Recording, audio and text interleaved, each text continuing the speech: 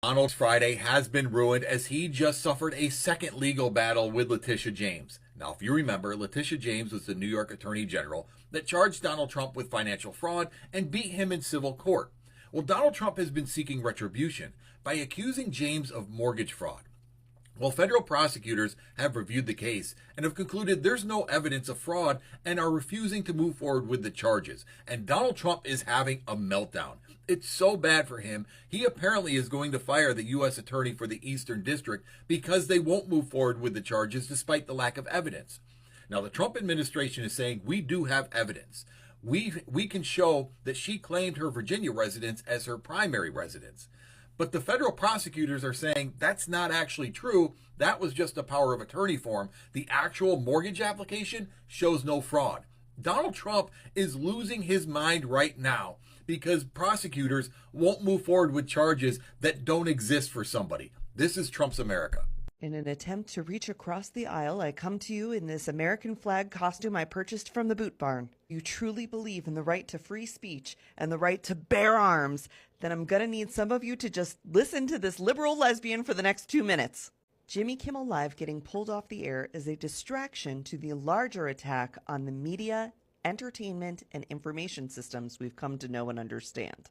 Not only are spaces of free speech being attacked, but nonprofit spaces have been chipped away at since Trump's very first day in office, the first time he was president. Now, when you think about nonprofit organizations, you may be thinking about like food shelters or stuff like that. But in fact, there are many political nonprofits, and a lot of them have to do with free speech. And a lot of them are conservative, but not the right kind of conservative. And tonight, during and after the tribute to Charlie Kirk's life, you are going to see everything Charlie Kirk built with Turning Point USA be completely commandeered by the common right wing, or Trumpism, or the MAGA movement. And that is reflected in who the speakers are for tonight. If you look, it is almost all of Trump's cabinet, but very few people who were genuinely considered Charlie Kirk's friends and peers. The president has said that he will designate nonprofit organizations he deems not in line with his vision for this country as terror cells. And a lot of people were like, well, that's Antifa and Planned Parenthood.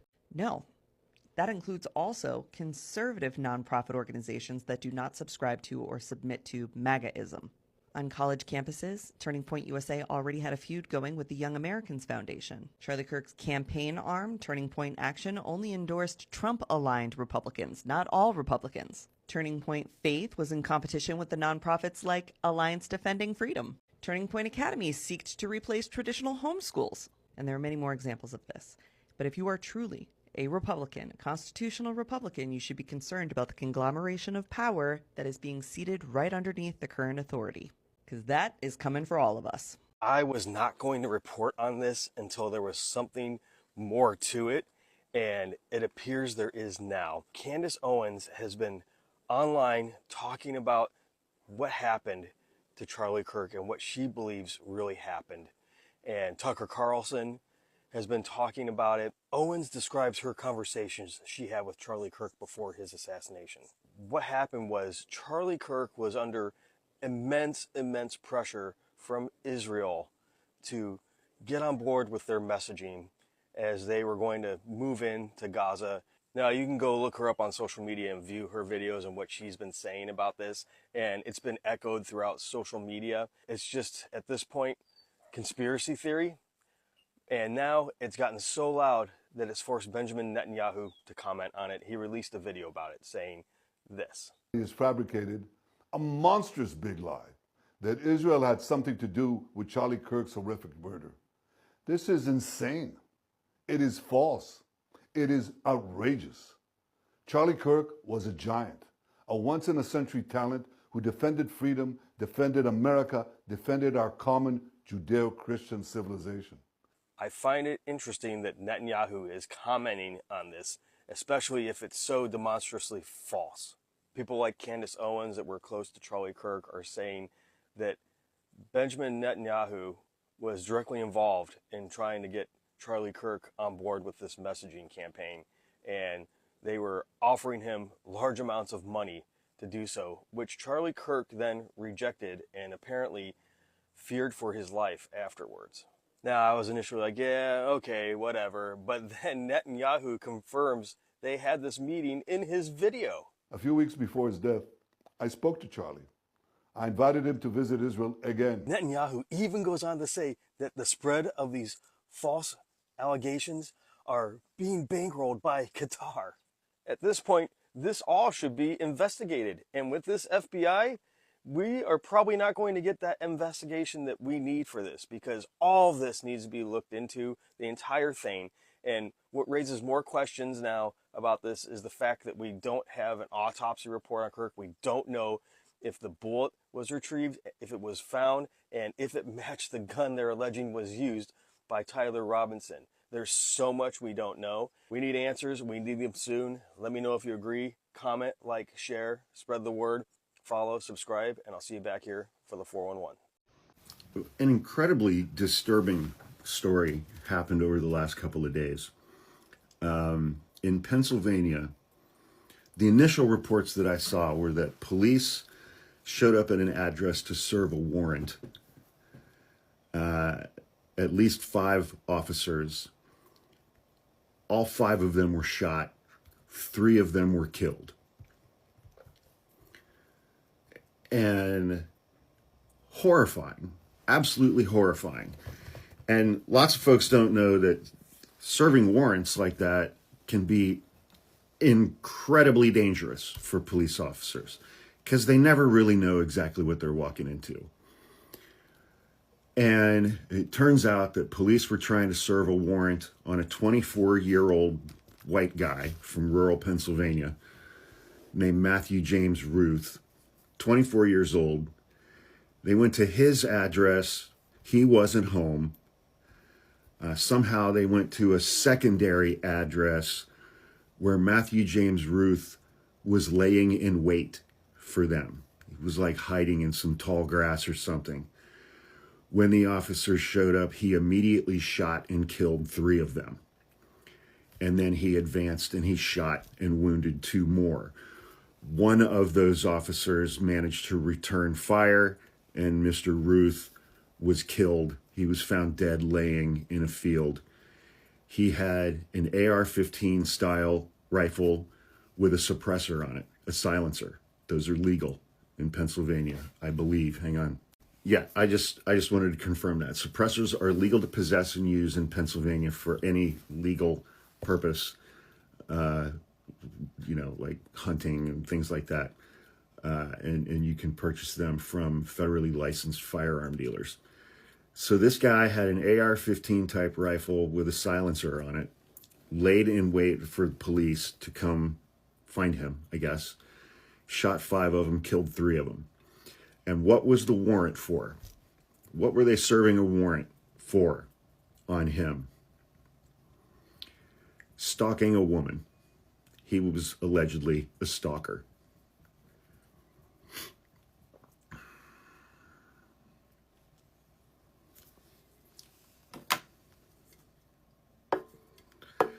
I have not seen any reports whatsoever that the woman that he was stalking was in any way injured.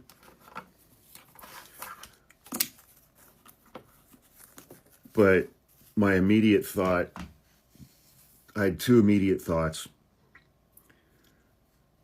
was I hope that she's okay and unharmed. And imagine how she feels right now, having called the police to have the police deal with this guy. And now 3 of them are dead and 2 of them are still in the hospital because this guy shot all 5 of them. And then I felt the wave of relief that she must have felt that he's now dead.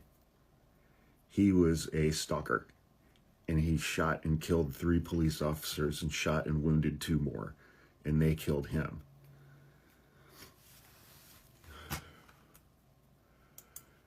There's no doubt a lot of additional commentary that could go along with that, especially in the current environment in the United States of white guys in their early 20s and their views on women and getting red-pilled or black-pilled or whatever.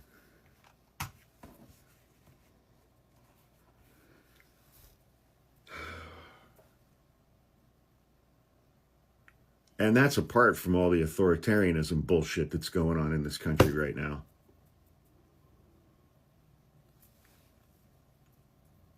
Ugh. Anyway, it's Friday, the weekend's here. Please have fun this weekend, and please, please, please be safe. This video is pointless. Why is this video pointless? Because the people that need to hear what I'm going to say lack the capacity to absorb what I'm going to say. But I need to say it anyway, because it's eating me up inside. I'm going to talk about oil. Some very frightening issues for Canada when it comes to oil. I'm going to talk about the housing market. I'm going to continue to dispel the rumors. And then I'm going to do what Jimmy Kimmel did, and I'm going to go a step further. For those who think Jimmy Kimmel getting fired is perfectly fine, you may want to stick around to see what Jimmy Kimmel did. First up, the housing. Nobody is building homes in Ontario anymore as market tumbles. Screw you, Justin Trudeau. I mean, Mark Carney. I wonder if he has a photo in a little heart-shaped frame next to his bedside. Anyway, I'm tired of people coming up with these excuses of why the real estate costs are the way they are in Toronto, in Ontario, in Canada in general. America's home builders think the housing market is approaching a turning point. Why would they say that? Could it be because the housing market is shit in the United States as well? U.S. single-family housing starts near 2.5-year low as inventory bloat weighs. Oh, wow, that sounds really familiar. Is Ontario in the United States? Did Justin Trudeau become the president of the United States without us knowing about it? Or maybe it's a global problem. Here's the thing, people who don't want to believe reality. The only way to solve the problem is to correctly identify the source of the problem. Misidentifying the source of the problem will guarantee that you never solve the problem. And the problem's not local to Toronto, it's not local to Ontario, it's not local to Canada. It's a global problem. If you think I'm incorrect, there is an entire world of affordable housing out there, and you are more than welcome to move and find it. Good luck. All right, on to oil and this worrisome article, What's the Real Reason Behind OPEC Plus's Surprise Production Boost? It's worrisome because this is a pattern that has happened over the last decade. In 2014, 2015, OPEC Plus increased production, crashed oil prices, caused all those issues here in Canada that you people blame on Justin Trudeau. Then in 2020, they did it again just in time for a pandemic, which again, you guys blame on Justin Trudeau. And now they're thinking third's a charm. But this article, this writer, suggests something else. It suggests that the production increase might not be a direct price war, but rather a strategic move influenced by factors like ramping up sanctions against other oil producers and potential consultations with Washington to manage global supply and prices. Interesting. That's the king of Saudi Arabia, just so you know. Why does this matter to us? Because we're an oil-producing nation and we are not in OPEC. And Donald Trump really likes the economic powers that he can wield because of national security issues. In this article, he goes on to point out how important the price of gasoline is to the stability of the presidency. The sitting U.S. president has won re-election 11 times out of 11 if the economy was not in recession within 2 years of an upcoming election. However, the sitting U.S. president, who went into re-election campaign with an economy in recession, won only once out of 7 occasions. And then this article goes on to say what we've heard many times, that there's a window of pricing. It has to be above $40 to $45 per barrel and below $75 to $80 per barrel. That's the sweet spot. Now, the outlook is that oil prices will fall because production is being increased. But they're increasing sanctions on Russia, Iran, Iraq, and Venezuela. And coincidentally, some of these countries that they have narcotics issues with are also oil producers, like Canada. And with all these sanctions in place, they can drive buyers to the United States and Saudi Arabia. It's not my opinion. This is from Simon Watkins, an oil industry expert. All right, Trump says TV networks against him should maybe lose license after Kimmel's suspension. That's right. Kimmel didn't say anything about Charlie Kirk. Kimmel pointed out Trump's response. Here's the response. Over the last 3.5 years. I think very good. And by the way, right there, you see all the Trump. They just started construction of the new ballroom for the White House. That's what Kimmel got suspended over. He pointed out that when asked about how he felt in the wake of the shooting, Donald Trump says, "Oh, I'm doing okay. Look at my ballroom." As you all know by now, the shooter is believed to be a follower of Nick Fuentes. Nick Fuentes also criticized that video that I just showed you. Lastly, there's a content creator called Doggy. It's conspiracy theory content, but it's also fascinating conspiracy theory content. This content implies that there's way more to this story than we think. That, yeah, there's a conspiracy here. And given how emotionally distraught many Americans were last week when these events occurred, you don't find it a little odd that the president is more worried about his ballroom? Okay, so here's how the debate at Colorado State University with Destiny representing on the Unfuck America tour went with MAGA supporters at Colorado State University. Charlie Kirk was supposed to be there. This had already been scheduled, and Charlie Kirk was actually supposed to debate Z. Cohen, the founder of the Unfuck America tour. I went to bed feeling very ill, and I woke up feeling that way because of what I saw. To say that there was a mob mentality, a mob that was, I would just picture it as, look at the photos and the video footage of January 6th, when they were at their worst, screaming and ready. That's about 30 or 40 people showed up behaving that way. It was bad. And I don't think too many of them were college students. I think that they were just MAGA supporters, older people, older meaning over 24 years old. But it was scary.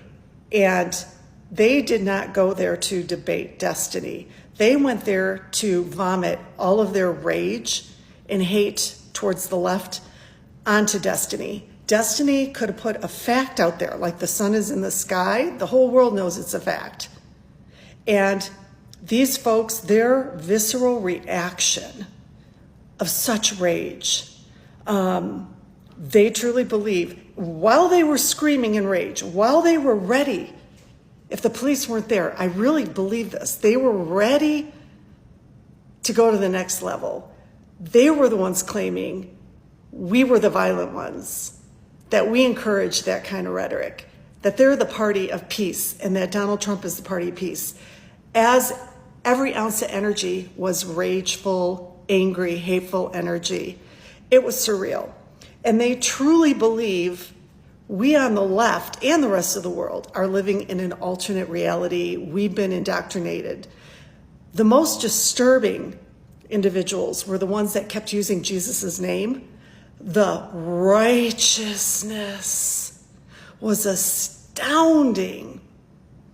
One man, I'd say he looked like he was about 30, came with a picture of Charlie Kirk, and he couldn't even control himself waiting in line to debate Destiny. Like, his body was all over. He was stepping out of the line to scream at him if Destiny would give some kind of like fact. It was bad. He gets up to the microphone and he starts saying, you know, Charlie Kirk, Jesus this, he's a man of Jesus stuff. And then he started in on this most horrible, hateful rhetoric about transgender people. Now, there was a transgender woman who sat right next to the microphone. So this guy could have literally taken his hand and set it on her head. That's how close he was. And after he got done demonizing transgender people, he turned and said, and look, we got this fucking freak or whatever he said right here, transgender person. And I just said, you know, I feel like with my empathy, I have an understanding of what transgender people are going through today, but that took it to a whole nother level. Like, the amount of fear I had for her, I can't even imagine. She started laughing at that, and it was so obvious that it was a nervous laugh. There was fear behind that. Like, it was,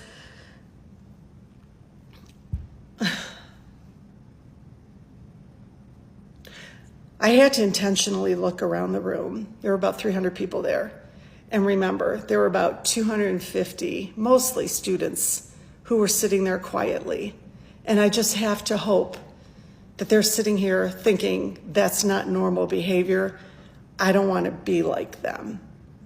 I'm trying to look at the good that could come out of this mob. And again, I have to give credit to Destiny. I don't think that's good for anybody's mental health. What they were doing to him, it was bad. There were two young women who, one was Republican, and they both expressed themselves so respectfully and eloquently, and the thoughtful conversation between them and Destiny was great, especially the young Republican student. She was there to like urge everybody to take down the rhetoric that this isn't healthy, and she was just, both of these young women were just so outspoken, and it's that feminine energy they gave. One was a Democrat and one was a Republican, and it was that feminine energy, leadership. They're going to be leaders in the future. I'm sure they will. But anyway, that's how it went. Day 241 of Making America Great Again. Bro, I swear I should look in a mirror before I come on to this app. Anyways, okay, whatever. So, Jimmy Kimmel.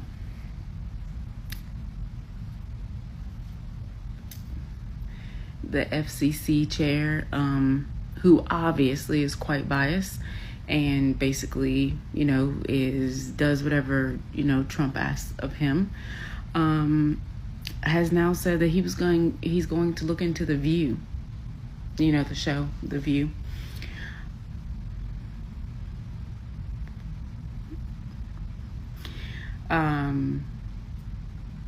Donald Trump today, when asked about, the Kimmel situation, he pretty much just said that nobody can make fun of him. Like literally, like I'm not lying to you. Like he pretty much said that that nobody's allowed to make fun of him.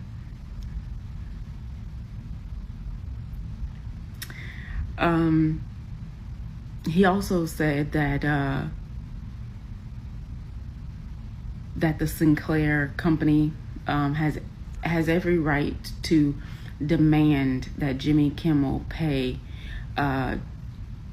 money to Charlie Kirk's family and to Turning Point, Charlie Kirk's company. What? I don't. Apparently ABC, Disney, that company, they didn't really see anything wrong with what Jimmy Kimmel had to say, but yet they still took him off the air.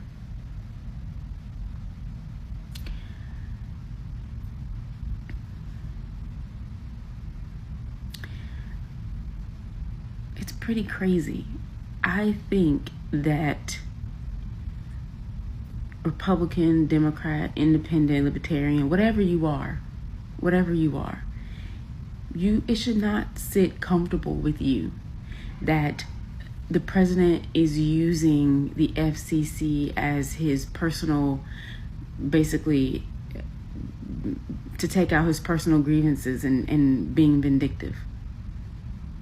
Like, it should bother you, no matter what side you're on. Because why is it okay for, the Fox News guy to basically say homeless people need to be taken out?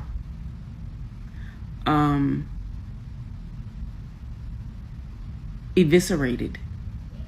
Whatever word he used, he pretty much said that these people, because they're homeless, need to be put down.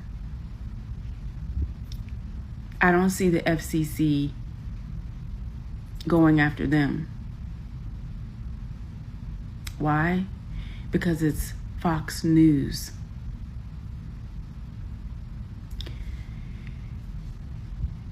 We have a problem. We have a problem when a leader, particularly our president, can basically demand that somebody be taken off the air because he doesn't like their jokes, or he doesn't like what they say about him or about anybody. We have a problem. That problem is large because the media, it's free press. It's the media. And they are allowed to say whatever things that they want, as long as it doesn't violate, like, whatever FCC laws there are. But this isn't an FCC law that Kimmel, violated. This was personal feelings of the president. And that's why he's basically being let go. There is a problem. And if you don't see that as a problem, you also might be the problem.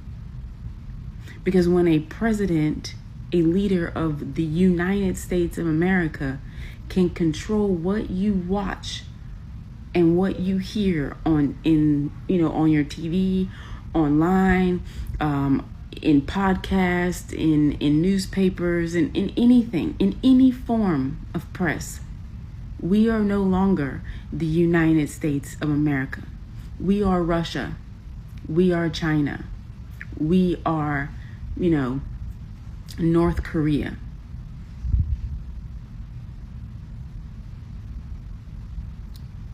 And period. That's it. That's it.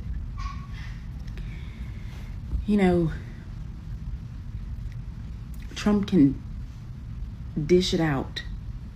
He can have these cute little nicknames for people, Governor Newscum and all the other, crazy names and, things that he posts like 2 o'clock in the morning and stuff like that. But he can't take it. And that is a sign of a weak man. Period. That's it. As we know, Donald Jackass Trump is taking a serious chainsaw to the First Amendment when it comes to people who don't agree with him. Because people like Charlie Kirk and all these other people can say anything they want.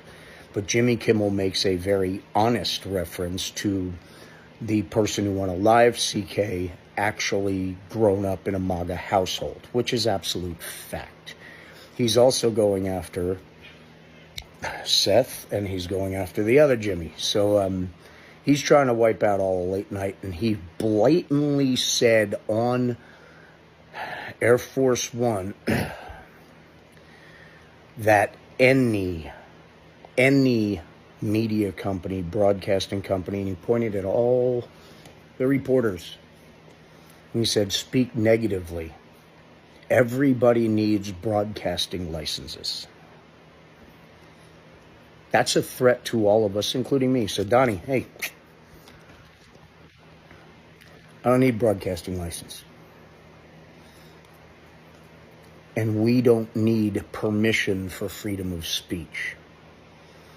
So, Mr. Jimmy Kimmel, Stephen Colbert, Jon Stewart, understand one real important thing when you're thinking of how this could all happen and how could he have the power he has. Most of these media companies are owned by a very select few handful of people. We have Sinclair, we have, Sinclair is Nexstar is... Do you remember the first Trump run when they were showing all the Sinclair news channels and all the little boxes saying word for word the exact same thing? Yeah, that's who owns CBS. Nexstar. That's part of the big merger that's going through with Paramount Plus and everything else. Then the leader of Paramount Plus is actually someone from Trump's past and old friend. So ladies and gentlemen, all of this manipulation with the media and all these things he's trying to do to get everyone to stop talking is literally 100% right out of the 1930s playbook. Control the narrative on every step. Here it's a little more difficult because he has to go into social media stuff, but with the help of Elon Muscatina and all these fat wallet people that no longer pay taxes, so they have lots of extra money to buy things like social media platforms, like even TikTok, right, Mr. Ellison? That's why it's important for us to recognize the value of our communication and the value of our communities that we've created on these platforms. We are all on this platform on borrowed time. If we ever said anything negative about Trump will thin skin. Because whatever happens, Cheeto Von Shits and Pants is a petulant child who feels anyone who ever stepped on his toe in school, he hunts down at the age of 80 just because his toenail still hurts. Must be those onions? No? What was it? No. Bone spur. Ladies and gentlemen, this is all the same picture. This is all the same bullshit. If we look at the big picture of it all, the conglomerates like Disney, like Nexstar, like Sinclair, we need to look at all of their affiliates and recognize that we are feeding them because we're still shopping, we're still buying Mickey Mouse plushies and all this other crap.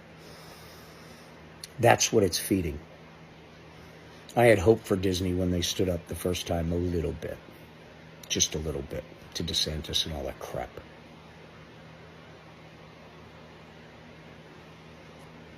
Not again.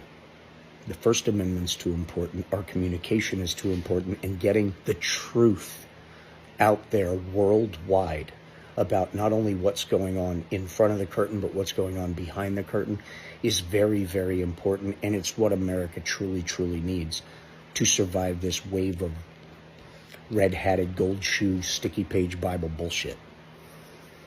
That's the bottom line. We are all in this together. We need to stay diligent. We need to stay educated. We need to be kind. Because when this all shakes out, we're still shoulder to shoulder with our neighbors, no matter what color hat they wear, no matter how much we've been pissed off at them for so long. Stay strong, ladies and gentlemen. Don't give up. This is not over. God bless.